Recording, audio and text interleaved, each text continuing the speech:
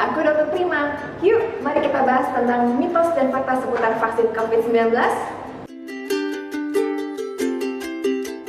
Vaksin bukanlah obat.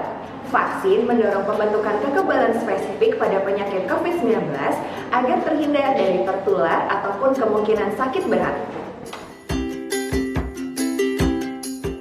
Kata siapa? Gak usah khawatir dan takut.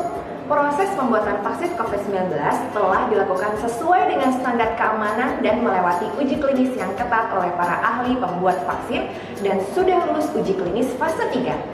Serta sudah mendapatkan persetujuan penggunaan masa darurat atau Emergency Use of Authorization oleh Badan Pengawas Obat dan Makanan atau BPOM, sehingga sudah terbukti aman dan efektif. Vaksinasi merupakan salah satu upaya kita untuk mengurangi resiko tertularnya COVID-19 dan mengurangi kemungkinan sakit berat apabila tertular COVID-19. Oleh karena itu, vaksin COVID-19 dan protokol kesehatan 5M adalah dua sejoli yang tidak dapat dipisahkan. Sudah ada loh fatwa MUI yang menyatakan tentang produk vaksin COVID-19 dari Sinovac Bio Farma, hukumnya suci dan halal. Secara umum, efek samping yang timbul dapat beragam, tapi umumnya sifatnya ringan dan sementara kok, dan gak selalu ada, serta bergantung juga pada kondisi tubuh. Efek samping ringan seperti demam dan nyeri otot atau ruam-ruam pada bekas suntikan adalah hal yang wajar, namun tetap juga perlu dimonitor. Melalui tahapan pengembangan dan pengujian vaksin yang lengkap, efek samping yang berat dapat terlebih dahulu terdeteksi sehingga dapat dievaluasi lebih lanjut. Perlu diketahui juga bahwa vaksinasi membutuhkan waktu sekitar 14-28 hari setelah penyuntikan kedua untuk membangun jumlah antibodi yang optimal supaya memberikan perlindungan yang maksimal. Pemberian vaksin COVID-19 tidak akan membuat hasil swab PCR ataupun antigen menjadi positif. Jadi, jika seseorang yang telah mendapatkan vaksin COVID-19 kemudian oleh karena adanya gejala tertentu memeriksakan swab PCR ataupun antigen dan didapatkan hasil positif, kemungkinan besar orang tersebut memang terpapar infeksi COVID-19. Jadi, bukan karena dari pemberian vaksinnya. Nah, berbeda dengan pemeriksaan rapid test antibody. Pemeriksaan rapid test antibody pada seseorang yang telah mendapatkan vaksin COVID-19 dapat menunjukkan hasil reaktif karena hal itu menunjukkan sudah terbentuknya antibodi COVID dalam tubuh kita yang terdeteksi oleh alat rapid test antibody COVID. Apabila kekebalan tubuh sudah terbentuk usai divaksin, namun tetap terkena COVID-19, maka resiko untuk terjadinya gejala yang berat dapat berkurang. Sekali lagi, vaksin mendorong pembentukan kekebalan spesifik pada penyakit COVID-19 agar terhindar dari tertular ataupun kemungkinan sakit yang berat. Vaksin COVID-19 sejauh ini aman bagi ibu menyusui. Pada awalnya memang ibu menyusui bukan termasuk orang yang boleh langsung divaksin. Namun itu hanya karena informasi mengenai dampaknya yang belum mencukupi.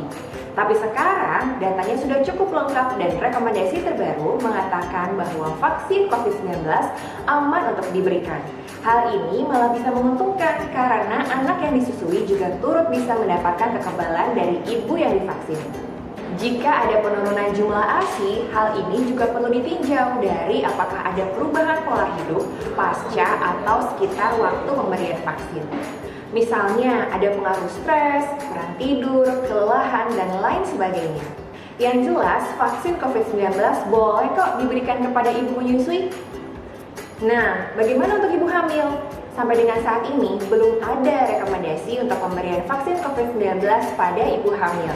Tapi kita tunggu update informasi berikutnya aja ya. Kita tetap bisa kok melakukan aktivitas sehari-hari setelah divaksin. Namun disarankan untuk tidak melakukan aktivitas yang berat dulu ya. Kalaupun mau olahraga, silahkan olahraga ringan seperti jalan kaki, jogging, atau senam-senam ringan. Tidak ada pantangan makan apapun, tetapi disarankan untuk selalu tetap konsumsi makanan yang bergizi seimbang ya.